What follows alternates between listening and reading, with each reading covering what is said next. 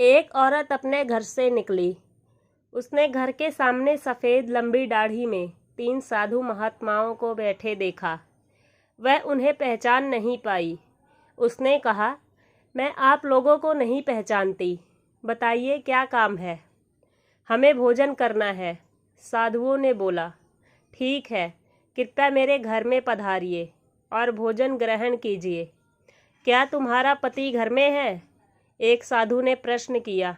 नहीं, वह कुछ देर के लिए बाहर गए हैं, औरत ने उत्तर दिया। तब हम अंदर नहीं आ सकते, तीनों एक साथ बोले। थोड़ी देर में पति घर वापस आ गया। उसे साधुओं के बारे में पता चला तो उसने तुरंत अपनी पत्नी से उन्हें पुनः आमंत्रित करने के लिए कहा।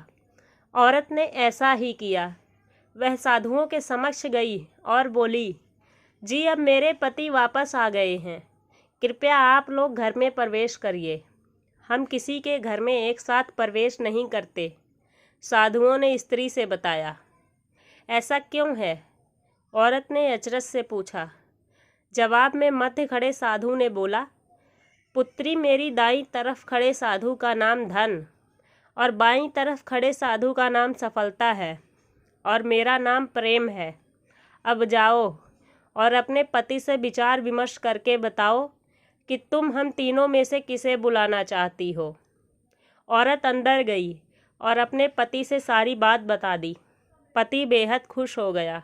वाह, आनंद आ गया। चलो जल्दी से धन को बुला लेते हैं, उसके आने से हमारा घर धन दौलत से भर जाएगा और फिर कभी पैसों की कमी नहीं होगी।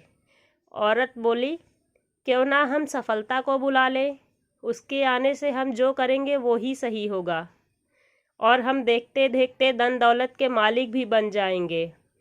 तुम्हारी बात भी सही है, पर इसमें मेहनत करनी पड़ेगी। मुझे तो लगता है धन को ही बुला लेते हैं। पति बोला। थोड़ी देर उनकी बहस चलती रही, पर वो किसी निश्चय पर नहीं पहुंच पाए और अंततः निश्चय किया कि वह साधुओं से यह कहेंगे कि धन और सफलता में जो आना चाहे आ सकता है, और झट से बाहर गई और उसने यह आग्रह साधुओं के सामने दोहरा दिया। उसकी बात सुनकर साधुओं ने एक दूसरे की तरफ देखा और बिना कुछ कहे घर से दूर जाने लगे। अरे, आप लोग इस तरह वापस क्यों जा रहे हैं? औरत ने उन्हें रोकते हुए पूछा। पुत्री, दरअसल हम तीनों साधु इसी तरह द्वार द्वार जाते हैं और हर घर में प्रवेश करने का प्रयास करते रहते हैं। जो व्यक्ति लालच में आकर धन या सफलता को बुलाता है, हम वहां से लौट जाते हैं, और जो अपने घर में प्रेम का वास चाहता है, उसके यहाँ बारी बारी से हम दोनों भी प्रवेश कर जाते हैं। इसलिए इतना याद रखना कि जहाँ प्रेम है वहाँ धन और सफलता की कमी नहीं होती। ऐसा कहते हुए धन और सफलता नामक साधुओं ने अपनी बात पूर्ण की।